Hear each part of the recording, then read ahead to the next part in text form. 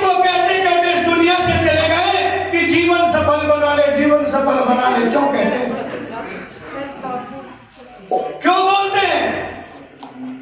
क्या संतों ने कुछ लेकर के खाया है? यह संत हमारे नौकर हैं, फिर भी क्यों शोर मचाते हैं कि जीवन सफल बना ले, जीवन सफल बना ले? क्यों बोलते हैं? जीवन सफल बनाने का मतलब आप समझते हैं?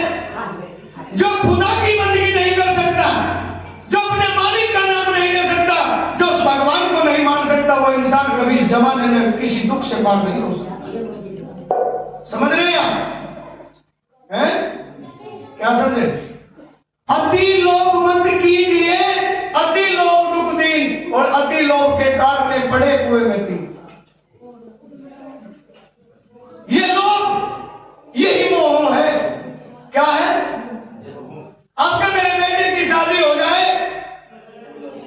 बेटे की शादी हो गई और जो घरवाली आई इस माँ की चारपाई रोड पे आ गई, यही मोह था क्या? जो अपना ही नाश करता है? तेरा बेटा अच्छी पढ़ाई करेगा, अच्छे संस्कार रखेगा तो रिश्ता ढूंढने की जरूरत नहीं है, घर बैठे मिल जाए। क्यों भाई? अगर कर्म अच्छे करेगा, कहीं कामयाब हो जाएगा तो 10 रिश्ते वाले आ जाएंगे। तो किस चीज का मोह करता है? जिसने दिन रात दारू पी हो, जिसने दिन रात माँ बाप को गालियां दी हो, उस औलाद के लिए मोह करता है जी।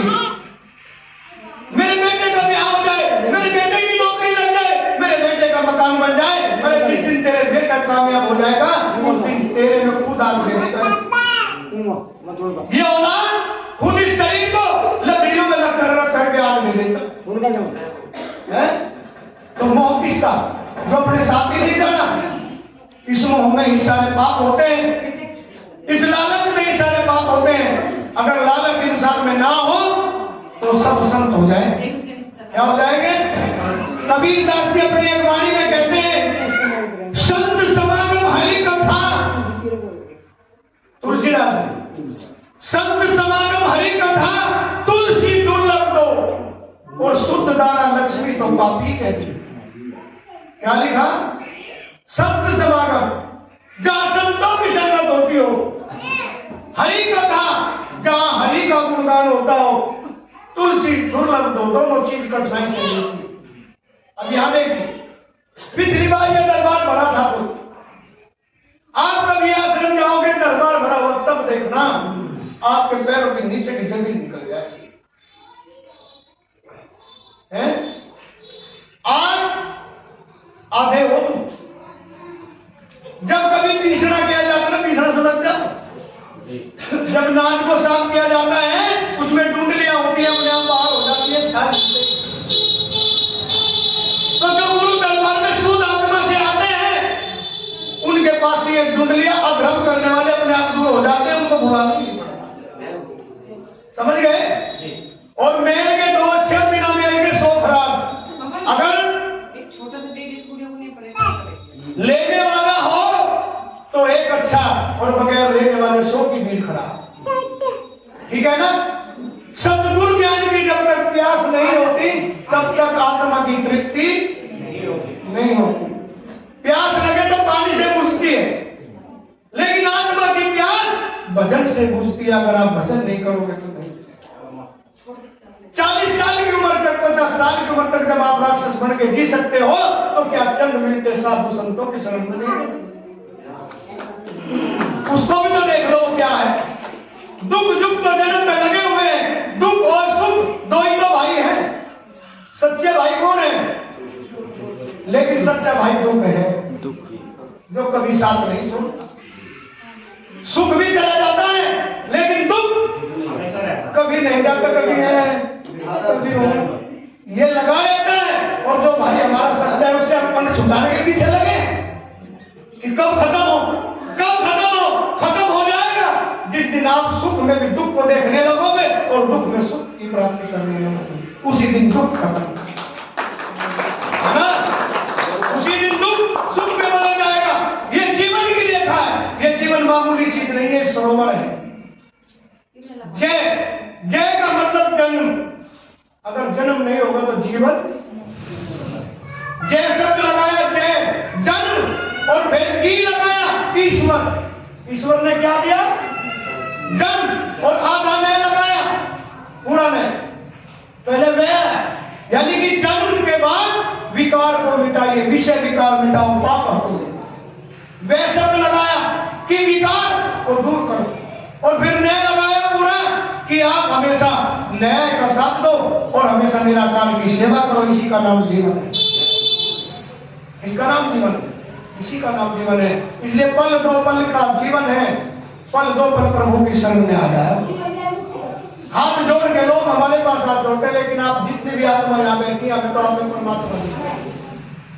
आप गुरु में भगवान देख रहे हैं, वो आपका नजरिया है। अगर आप काला चश्मा लगाओगे कैसा दिखेगा? और हरा, ऐसे आपका देखने का नजरिया जैसा होगा आपको ऐसे दिखने लगेगा। अगर आप गुरु में भगवान को देख रहे हैं, वो आपका भाव है, लेकिन हम अपने शिष्यों में भगवान को देख रहे हैं, वो हमारा भाव है। हमें तो आप में भी परमात्मा दिख रहा है, हमें दिख रहा है, क्योंकि आप बैठ करके अगर चंड मिलने भगवान के सत्संग में दे रहे हो, पता नहीं जीवन का कौन सा पाप कट रहा है। पल दो पलियां सत्संग में रब से मिलन हो जाएगा। पल दो पलियां सत्संग में रब से मिलन हो जाएगा। पल दो पलियां